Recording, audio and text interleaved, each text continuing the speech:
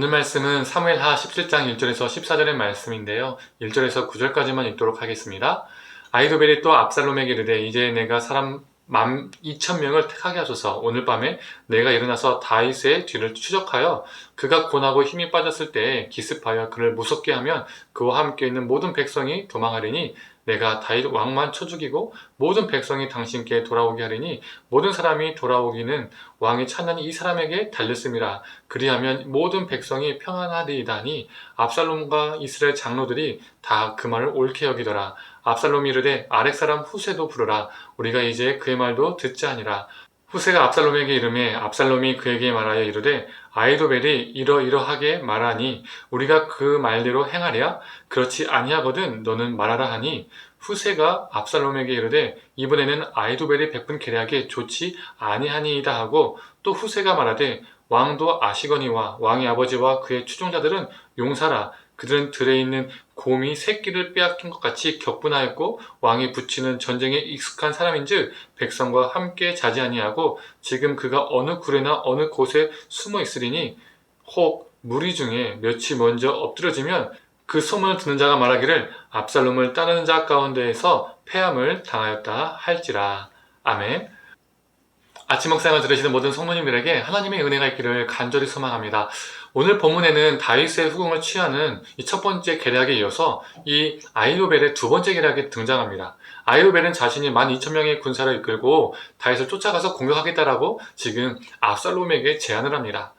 다윗의 일행은요 지금 어떻습니까? 기세가 꺾여 있는 상태입니다. 또한 다윗의 일행에는 이 부녀자와 어린이들도 있었기 때문에 바로 추격한다면 바로 따라잡을 수 있고 또 바로 공격해서 그 무리들을 다윗의 무리들을 바로 파할 수 있을 것이라는 이 예측이 나온 것이죠. 그래서 이 아히도벨은 압살롬에게 제안을 했던 것입니다. 압살롬은 이 책략이 마음에 들었습니다. 그리고 이 책략을 들었던 이스라엘 장로들도요, 이 책략이 옳다라고 말합니다. 즉 모두 다 동의했다라는 것이죠. 그러면 압살롬은 어떻습니까? 바로 이 책략을요, 바로 실행할 수 있었습니다. 그런데 무슨 이유인지 모르겠지만 바로 실행하지 않고 압살롬이 갑자기 후세를 찾아가서 이 아히도벨의 책략에 대해서 피드백을 듣습니다. 후세는요, 이 아히도벨의 책략을 좋게 평가할까요? 아니죠. 후세는 다윗의 사람이잖아요. 후세는 이 아히도벨의 아이디어가 좋은 아이디어가 아니라고 비판을 합니다. 다윗을 따른 사람들은 훈련된 용사인데다가 지금 새끼를 빼앗긴 곰처럼 매우 화났기 때문에 격분했기 때문에 건들면 안 된다는 겁니다. 오히려 낭패를 당한다라고 조언을 해줍니다. 그리고 지금 당장 다윗을 쫓아가기보다는 단에서부터 부엘세바까지 온 백성들 다 모은 후에 압살롬이 직접 군대를 이끌고 그 대군을 이끌고 전장에 나갈 것을 조언합니다. 후세의 책략은 다윗에게 도망갈 충분한 시간과 상황을 주기 위함이죠.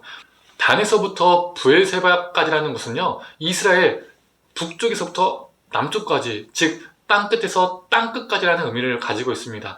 압살롬이 온 이스라엘 지역에서 군사를 모으는 동안 다윗은 어떻습니까? 더 먼 곳으로 도망갈 수 있게 됩니다. 성도님들은 어떻습니까? 이 아히도벨의 책략이 더 낫다고 생각하십니까? 아니면 후세의 책략이 압살롬의 입장에선 더 합리적이고 낫다고 생각이 드십니까? 저는 이 아히도벨의 책략이요, 더 합리적이고요, 승산이 있다고 보입니다. 다윗이 더 멀리 도망가기 전에 또 다윗의 진영에서 더 많은 것들을 준비하고 진영을 제대로 정비하기 전에 다윗을 빡 하고 공격하는 것이 더 승리할 확률이 높습니다.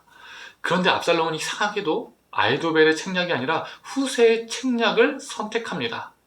지금까지 살펴본 것처럼 오늘 사건에서 압살롬은요, 이상한 두 가지 행동을 했습니다. 뭐죠? 첫 번째, 아히도벨의 책략을 듣고 기세가 꺾인 다윗을 바로 쫓아갈 수 있었지만 다윗을 바로 쫓아가지 않고 후세에게 찾아가서 피드백을 들었다는 겁니다.